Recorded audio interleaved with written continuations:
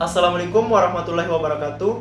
Terima kasih karena telah memberikan kami waktu dan tempat untuk mempresentasikan materi kami pada pertemuan kali ini dalam mata kuliah Auditum 2. Kami dari kelompok 6 akan mempresentasikan materi kami tentang pengujian dalam siklus penjualan dan penerimaan kas piutang usaha.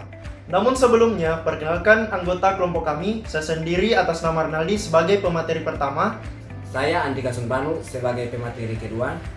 Baik, sebelum masuk pada pembahasan materi kelompok kami, pada pembahasan oleh dua kelompok sebelumnya telah membahas secara mendasar pengujian pengendalian dan pengujian substantif untuk siklus penjualan dan penagihan, serta bagaimana menentukan sampling audit untuk pengujian pengendalian dan substantif atas transaksi penjualan penagihan. Kelompok kami akan membahas proses selanjutnya, yaitu bagaimana prosedur dalam menyelesaikan pengujian dalam siklus penjualan dan penagihan piutang usaha. Dalam materi ini, kelompok kami akan membahas hal-hal sebagai berikut. Yang pertama, metodologi untuk merancang pengujian atas rincian saldo. Kedua, prosedur analisis untuk akun-akun dalam siklus penjualan dan penagihan. Yang ketiga, pengujian atas rincian saldo untuk piutang usaha. Yang keempat, konfirmasi piutang. Yang kelima, prosedur audit untuk audit piutang usaha dengan menggunakan neraca lajur, perencanaan bukti sebagai pedoman. Baik, yang pertama, metodologi untuk merancang pengujian atas rincian saldo. Dalam merancang pengujian atas rincian saldo, untuk piutang usaha auditor harus memenuhi tujuan audit yang berkaitan dengan piutang usaha. Setelah memenuhi tujuan audit yang berkaitan dengan saldo sebelumnya, dapat dilakukan metodologi untuk merancang pengujian atas rincian saldo piutang yang dibagi dalam 3 tahap. Yang pertama, tahap 1. Yang pertama itu mengidentifikasi resiko bisnis klien yang mempengaruhi piutang usaha. Yang kedua, menetapkan salah saji yang dapat ditoleransi dan menilai resiko inheren. Yang ketiga, menilai resiko pengendalian untuk siklus penjualan dan penagihan. Tahap 2, merancang dan melaksanakan pengujian pengendalian dan pengujian substantif transaksi. Selanjutnya adalah bagaimana prosedur analisis untuk akun-akun dalam siklus penjualan dan penagihan. Sebenarnya, prosedur ini adalah lanjutan tahap ketiga dari metodologi perencanaan atas rincian saldo. Namun, harus dipisahkan untuk memenuhi tujuan prosedur ini. Termasuk dalam prosedur untuk tujuan ini adalah lanjutan tahap 3, yaitu yang pertama, merancang dan melaksanakan prosedur analisis. Yang kedua, merancang dan melaksanakan pengujian atas rincian saldo piutang usaha. Selanjutnya adalah pengujian atas rincian saldo untuk piutang usaha, yaitu yang pertama, piutang usaha ditambahkan dengan benar dan sama dengan file induk serta buku besar umum. Yang kedua, piutang usaha dicatat memang ada. Yang ketiga, piutang usaha sudah akurat. Yang keempat, piutang usaha sudah diklasifikasikan dengan benar. Yang kelima, salah saji pisah batas.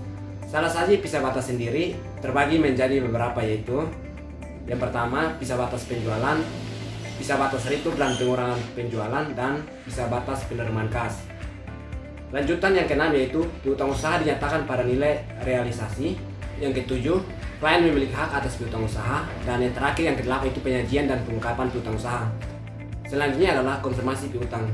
Konfirmasi adalah respon tertulis langsung dari pihak ketiga dalam wujud kertas atau secara elektronik dan dianggap sebagai bukti yang sangat terpercaya atau andal karena diterima langsung dari pihak ketiga. Tujuan utama konfirmasi piutang usaha adalah memenuhi tujuan eksistensi, keakuratan, serta pisah batas.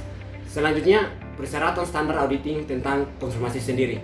Standar auditing mengharuskan konfirmasi piutang usaha dalam situasi yang normal, terkecuali dalam situasi berikut, yaitu yang pertama, auditor mempertimbangkan konfirmasi bukti yang tidak efektif karena tingkat responnya kemungkinan tidak akan memadai atau tidak dapat diandalkan. Yang kedua, gabungan tingkat risiko inheren dan risiko pengendalian rendah dan bukti substantif lainnya dapat diakumulasi untuk menyediakan bukti yang mencukupi.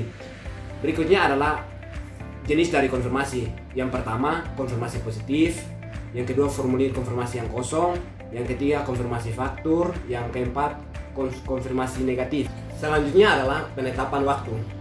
Bukti yang paling dapat diandalkan dari konfirmasi baru akan diperoleh jika konfirmasi itu dikirim sedekat mungkin dengan tanggal neraca.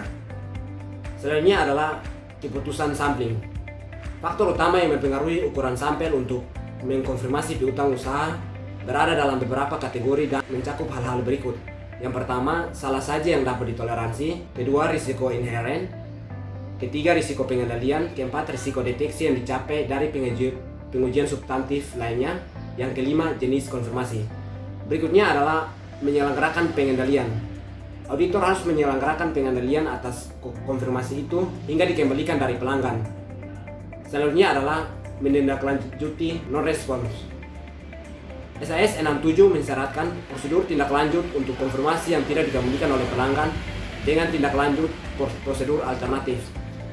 Yang berikutnya adalah analisis perbedaan. Jika permintaan konfirmasi dikembalikan oleh pelanggan, auditor harus menentukan penyebab setiap perbedaan yang dilaporkan. Yang terakhir yaitu prosedur audit untuk audit piutang usaha dengan menggunakan neraca lajur perencanaan bukti sebagai pedoman.